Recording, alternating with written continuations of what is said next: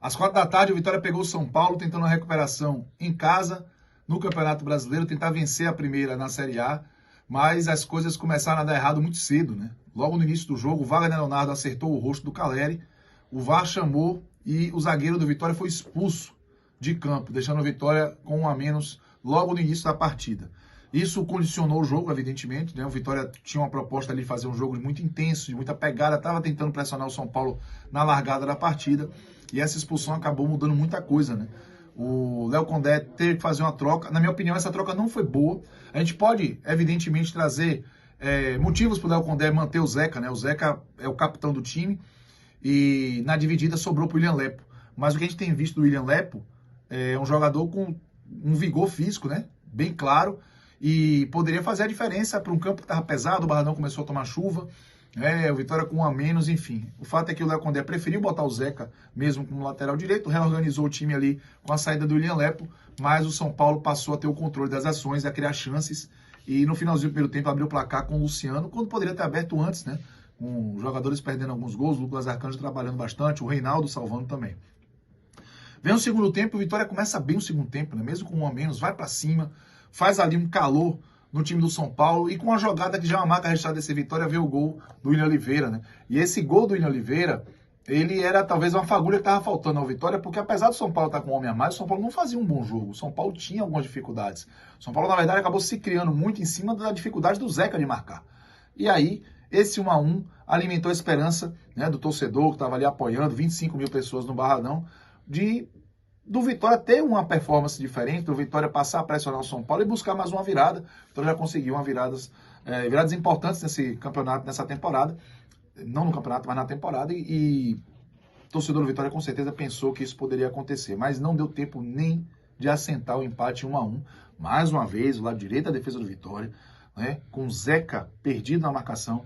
Veio uma bola por cima, cruzamento da esquerda, e o Luciano para fazer o segundo gol dele. 2 a 1 para o São Paulo. E vamos combinar, né?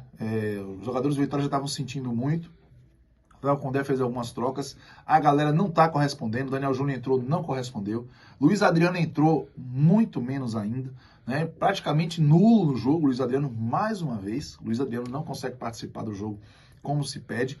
E nisso o São Paulo passou a ter o controle. O Vitória ali ia uma vez ou outra, né? Estava muito na tentativa mais esporádica. O São Paulo começou a ter outras chances e aí veio o terceiro gol, Ferrarese, o zagueiro, e placar determinado, 3 a 1 para o São Paulo, Vitória dentro da zona de rebaixamento, Vitória com uma pontuação muito ruim, né? Porque dos 4 jogos que o Vitória fez, 3 foram em casa, e o Vitória ainda tem um jogo para fazer, um jogo a menos em relação à maioria dos times, né? Contra o Cuiabá fora, mas já é um adversário direto, né?